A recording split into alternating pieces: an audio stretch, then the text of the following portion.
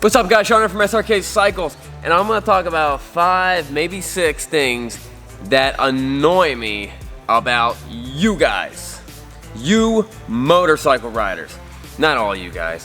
And this is kind of my pet peeve.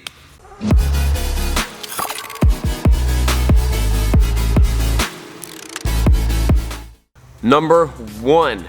I cannot stand when I see a brand new rider, and I know you're a brand new rider because you don't have any gear and you're dragging your feet the whole way through the intersection because you don't know how to balance the bike properly, which is fine. That's fine. I'm okay that you're there at that point. That's fine. But why is your motorcycle stretched? Why do you have an extended swing arm and a 240 back tire kit on your Ninja 300? That's my question. That annoys me. Let me put that into perspective. What that is basically like is like someone buying a Mustang and then putting a wheelie bar on it, putting a parachute on it, and then tubbing it out so you have freaking great drag race tires. You know what I mean? So all you look at the back of it, you get the tire, differential, and then tire. You have destroyed what 90% of what the bike can do, and you know, when it comes to cornering and handling and all that stuff and like rideability, and you made this thing a straight line motorcycle, but you don't know how to ride the bike in the first place. That annoys me. I don't think it's safe. I think it's a bad idea, and I think it's hurting your ability to become a better rider.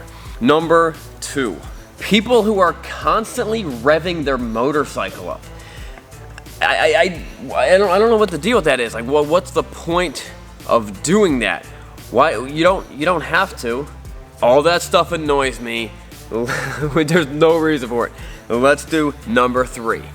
Letting your basically naked girlfriend ride on the back of your bike and then trying to race me. Now, there's a couple things wrong with this. 1, put some clothes on her.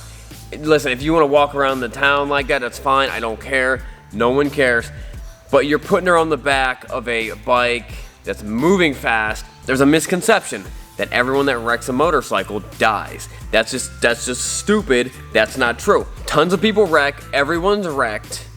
It's gonna happen. So when it happens, you gotta be ready. You never know when it's gonna happen. If you knew when you were gonna wreck, you would just wear protection. But no one knows when they're gonna wreck. That's why it's called a wreck. It can happen when it can happen when there's a girl in the back. All right. Don't let her be stupid.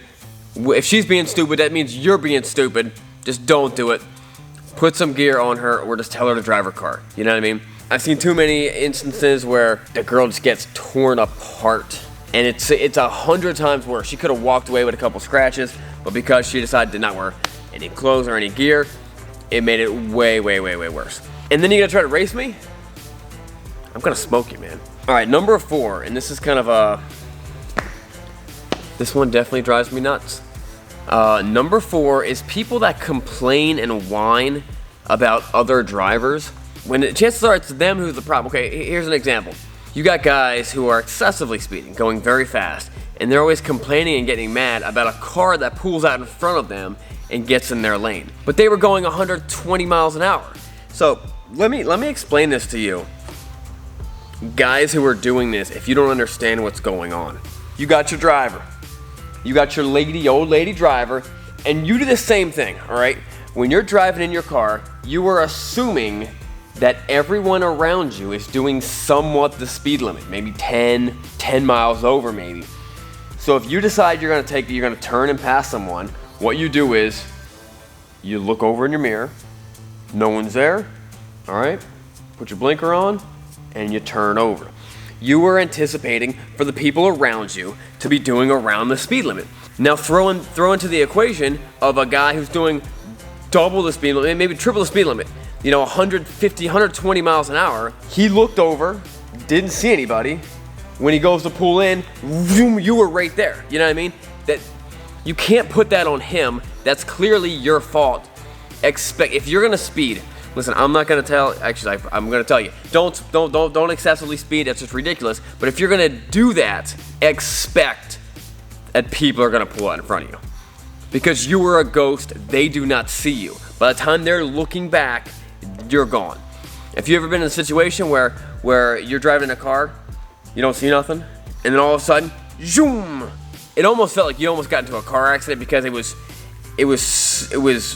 instantly so loud, so next to you, and then they were gone. It's the exact same. It's the same situation. The next number. There's way too much motorcycle on motorcycle hate going on. You got the sport bike guys, and they hate the cruiser bike guys. You got the Harley guys, and they hate everybody. You got American-made bikes versus the Japanese guys. You got the Harley guys hating the Indian guys, and the Indian guys hating the Harley guys. And trust me on this, I know this. I've made videos. Anytime I make a video that's kind of saying something negative against Harley Davidson, I get all the hate and all the love from the Indian guys and all the hate from the Harley guys saying you're just a Indian fanboy or you're just a Japanese bike fanboy or whatever. If I do the opposite, if I say something mildly not positive, if I say something neutral, just a simple fact of something that happened to me about an Indian motorcycle, go look at my video, why I don't buy Indian motorcycles anymore, and look at all the hate. It's all hate, saying I'm just a Harley fanboy and Harley's paying me and all this stuff. Listen, let me clear it up right here. Harley suck, Indians suck, Kawasaki suck, Honda suck, Yamaha, they all suck, all right? They all have something bad about them, all right? There's all something bad. Just get over it. There's something wrong with every single motorcycle. Ford sucks, Chevy suck. I'm gonna get so much hate mail about this. Mercedes-Benz suck. Everything sucks, all right? Get over it just because you own one. Hey, listen, I own all of them. I own all of those things, and I enjoy all of them. I love all of them. There's something bad to be said about every single one of them. Get over it. We don't have to find these stupid reasons to get mad and fight everyone about it, all right? Let's all grow up, and let's all be adults, all right? When all said and done, let's all just team up and all hate Korean stuff. Can we do that? Can we at least do that? No, I'm just kidding. We don't have to hate Korean stuff. Let's go to the next one. This drives me nuts for multiple reasons. But guys that treat the street like the track. Let me give you a little analogy. Imagine a track. It's nice and groomed. There's no oil slicks and stuff. It's nice and groomed.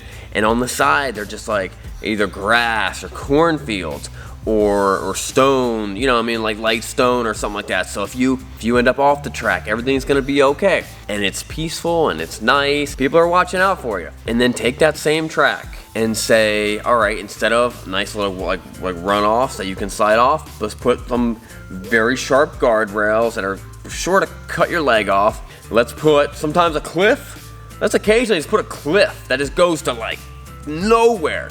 Let's just throw random stones all over that thing, you know what I mean? At the random spots that were there yesterday or weren't there yesterday but are there now. Let's move them a little bit and then let's put some animals on there. And then let's throw like giant trucks, like 50-ton trucks that are coming in the opposite lane. The opposite way of where you were driving. That is what the street is. That is exactly what the street is. You would never want to ride and you would never want to push it in circumstances like that if you were used to this track. That's what the street is, and even worse because you have more drivers on there, more people coming in oncoming traffic. The track is, the lanes are shorter. Stop driving on the street like it's the track. Another thing that kind of annoys me, and I'm not really sure why, but let's talk through it. Stop driving your cruiser bike like it's a sport bike made for the track. And I'm only annoyed about that. Now, hold on. Hear me out. I'm only annoyed about that when people wreck. When they don't wreck, I'm super impressed. I'm like, man, that dude knows how to ride a bike. But if he wrecks, I automatically assume he does not know how to ride a bike. And maybe I'm being a little bit prejudiced. Maybe I need to change my views on that one. Guys, that's it. That wraps it up. Those are the things that drive me nuts about motorcycle riders, and honestly, most of them have done the same thing. So, we'll see you guys later. Do not forget to subscribe. We'll see you guys later.